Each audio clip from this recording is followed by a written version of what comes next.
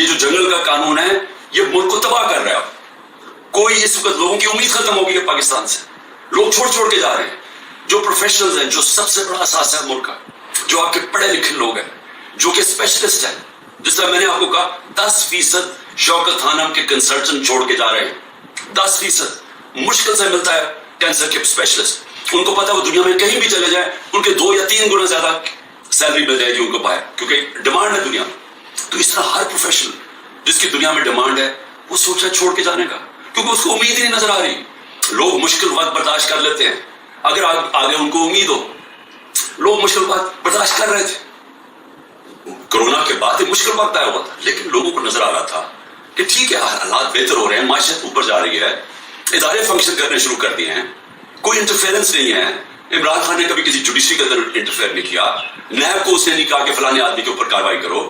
کسی ایف آئی اے کو, میرا جو میں نے ثناء اللہ ہے وہ آئی جی میرے خیال میں ابھی پتہ نہیں کدھر پوسٹڈ ہیں, آئی جی تھے.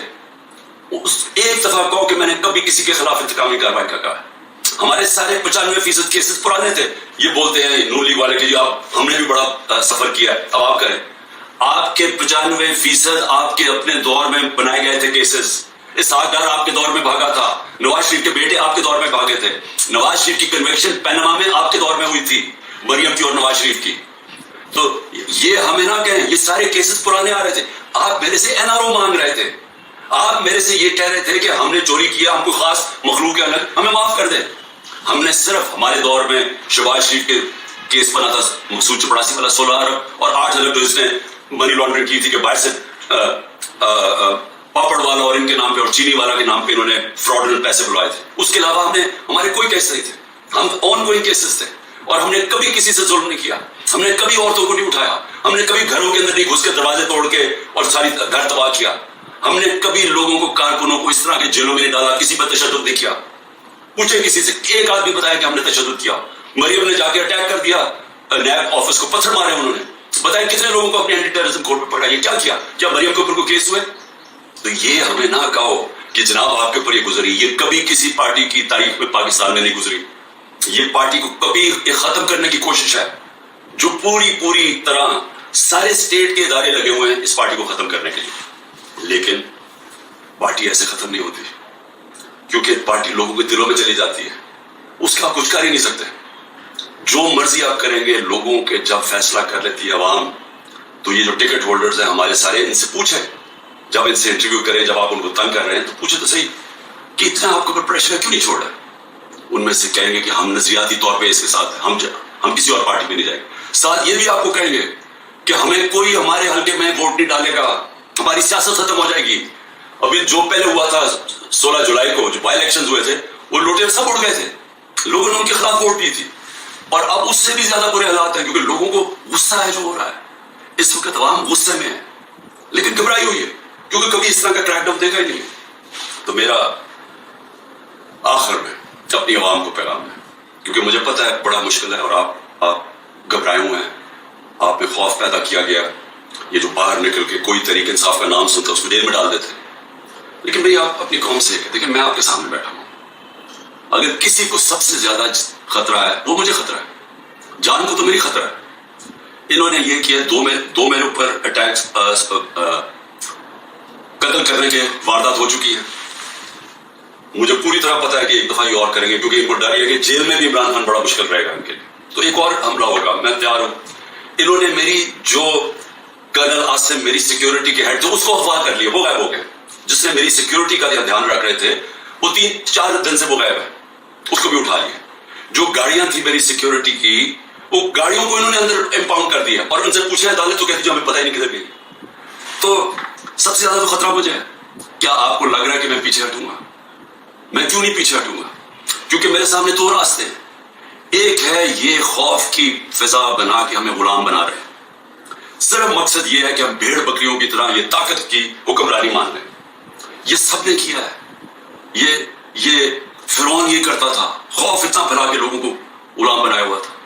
یہ یزید نے کیا تھا, کوفہ کے لوگوں کے اوپر اتنا اس کا خوف تھا اس کے ظلم کا کہ انہوں نے حضرت امام حسین کی مدد نہیں کی.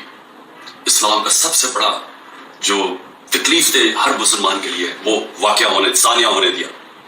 ہر دنیا کی تاریخ کا یزید یا ڈکٹیٹر وہ ہمیشہ خوف کے ذریعے لوگوں کو کنٹرول کرتا ہے، انسانوں کو کنٹرول کرتا ہے۔ اور دوسرا راستہ، ایک تو یہ راستہ کہ میں بھی خوف زدہ ہو جاؤں اور میں ان کے ساتھ میں مان جاؤں جی ٹھیک ہے سر یہ جو آپ چاہتے ہیں ہم آپ کے غلام ہیں۔ میں نے تو کبھی کسی کو غلامی کی نہیں ہے، میں تو لا الہ الا اللہ میں ماننے والا آدمی ہوں جس نے مجھے آزاد کیا ہوا ہے، میں تو ایک آزاد انسان، میرے لیے تو غلامی سے بہتر موت ہے۔ میں آج اپنی قوم کو یہ کہنا چاہتا ہوں کہ دیکھیں اللہ نے جب آپ ہیں محمد مصطفیٰ محمد صلی اللہ علیہ وسلم کی امتی، جب انہوں نے آپ کو لا الہ الا اللہ کا کلمہ پڑھایا تھا تو انہوں نے آپ کو آزاد کیا تھا۔ کس چیز سے آزاد کیا تھا؟ سب سے بڑی آزادی ہوتی ہے انسان کی غلامی سے۔ یہ جو فرعون کی غلامی تھی، یہ ساری جو قرآن کے اندر نمرود فرعون ان کا کیا بتایا ہوا ہے؟ انسانوں کو غلام بنانے تھے۔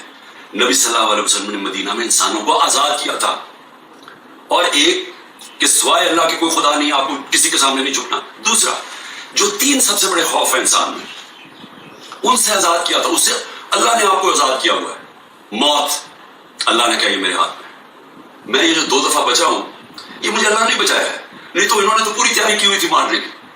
یہ میں آپ کے سامنے ہوں، اور میں جب گھر سے نکلتا ہوں مجھے نہیں پتا کہ اللہ نے کیا فیصلہ کیا ہوا کہ ان کے ہاتھ میں اس نے میری جان لینی ہے نہیں، لیکن میں تیار ہوں اس کے لیے، کیونکہ اس کا وعدہ ہے قرآن میں کہ جب اس نے فیصلہ کر لیا وہ پھر چاہے آپ بھاگ نہیں سکتے موت سے، تو انسان آزاد ہو جاتا ہے اس خوف سے، میں آزاد ہوں۔ دوسرا ذلت، یہ جو عورتوں کے اوپر کر رہے ہیں، گھروں کے اندر عورتوں کو چادر چار دیواری کا نہ سوچنا، جو عورتوں کو جیلوں میں ڈالا ہوا ہے اور ڈرے ہوئے ہیں کہ وہ جب نکلیں گی تو کیا کس طرح کی باتیں بتائیں گی، اس لیے ان کو اندر رکھا ہوا ہے، اور 2 بیچاری عورتوں کو لے کے شوپر ان کے سر پہ ڈالے ہوئے، یعنی ایسی توہین کبھی میں نے کبھی نہیں سوچا تھا کہ اس معاشرے میں ہو، لیکن یہ کل کیوں کر رہے ہیں؟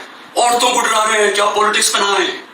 عورتوں جو 50% آبادی ہے اس کو جان کے اتنا خوفزدہ کر رہے ہیں ان کے آدمیوں کو کہ ان کو بس گھر میں بٹھا دیں، آپ بس بھیڑ بکریوں کی طرح بیٹھ جائیں، جو مرضی ظلم و ملک میں آپ نے چپ کر کے بیٹھے رہے۔ ذلت اور عزت اللہ نے اپنے ہاتھ میں اس لیے لیا ہے، مجھے جتنا ذلیل کیا، میں بھی ایک ٹرسٹی، آج تک کوئی سوچ سکتے ہیں جس کو ایک آنا بھی نہ ملے ٹرسٹی بننے کا، اس کے اوپر نیب کا کیس اور وارنٹ نکال دیا اس کے، مجھے ذلیل کرنے کے لیے، لیکن کیا یہ ذلیل کر سکے؟ ہر روز وہ جی عمران خان غدار ہے، وہ کھڑے ہو کے لوگ کہتے ہیں، کیا میں ذلیل ہو جاؤں گا؟ لوگ 50 سال سے مجھے جانتے ہیں، کیا وہ مانیں گے کہ عمران خان غدار ہے؟ کیونکہ ذلت اللہ نے انسان کے ہاتھ میں نہیں رکھی۔ آپ سب کو اس پہ اعتماد ہونا چاہیے، اپنے اعمال سے انسان اپنے آپ کو ذلیل کرتا ہے، اللہ کبھی اس آدمی کو ذلیل نہیں ہونے دیتا جس کو دوسرا آدمی بدنیتی سے دوسرے انسان ذلیل کرے، یہ دنیا کی تاریخ ہے، نہیں تو ہر طاقتور آدمی عزت دار ہوتا اور ہر بیچارہ کمزور ذلیل ہوتا۔ اور تیسری چیز رزق، مجھے یہ اعتماد ہے کہ میرا جو ہے جو بھی ہے وہ اللہ نے دینا، محنت میں کروں گا، محنت میں پوری کرتا ہوں، لیکن رزق اللہ دیتا ہے۔ تو یہ جو گھر توڑ رہے ہیں لوگوں کے، ڈرا رہے ہیں دھمکا رہے ہیں، اس کا مقصد ہے کیا؟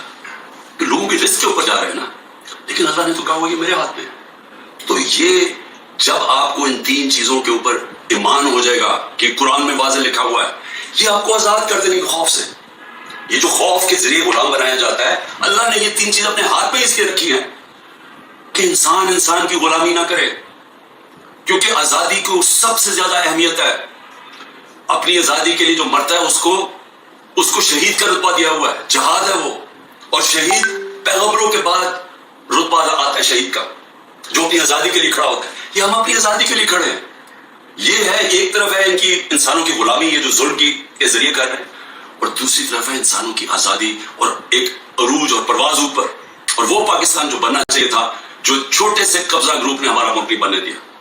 اس لیے میں آپ سب کو کہنا چاہتا ہوں، مشکل وقت ہے، آزادی کے لیے قربانیاں دینی پڑتی ہیں، ہم سب، میں تیار ہوں قربانی کے لیے، میں اپنی سب سے بڑی تو جان کی قربانی ہے، میں اس کے لیے تیار ہوں، لیکن میں کبھی کسی صورت ان کی غلامی قبول نہیں کروں گا۔ اور میں چاہتا ہوں میری قوم، آپ بھی تیار ہو جائیں۔ 20-15 ہزار لوگوں کو جیل میں ڈالے نا، ہم 23 کروڑ لوگ ہیں، کیا 15 ہزار کو سامنے رکھتے ہوئے 23 کروڑ لوگوں کو غلام بنا دینا انہوں نے؟ تو آپ نے کسی صورت یاد رکھیں، یہ اب 2 رائے ہیں، ہم نے اگر اپنے اس وقت اس خوف کے سامنے جھک گئے، جو یہ کوشش کر رہے ہیں، یاد رکھیں آپ کی آنے والی نسلیں آپ کو معاف نہیں کریں گی، کیونکہ اس ملک کا پھر کوئی مستقبل نہیں ہوگا۔ جس طرح آج لوگ چھوڑ کے جا رہے ہیں ملک، نا امید ہو کے پروفیشن جا رہے ہیں، اس طرح جو یہاں رہ جائیں گے وہ ہمیشہ یاد رکھیں کہ ہمارے جو بڑے تھے اور میرے بھی، ہم جب بڑے ہو رہے تھے وہ بھی کبھی کھڑے نہیں ہوئے اس غلامی کے خلاف، کیونکہ وہ انگریز کی غلامی کے عادی ہوئے تھے. تو انگریز کو آزادی تو ملی نہیں صحیح طور پہ، ہر وقت طاقت کی غلامی کی ہے یہاں اس ملک میں. یہ ہے وہ بات، ہم اپنی حقیقی آزادی کے لیے جدوجہد کریں. کبھی آپ نے اس سے پیچھے نہیں ہٹنا. شکریہ.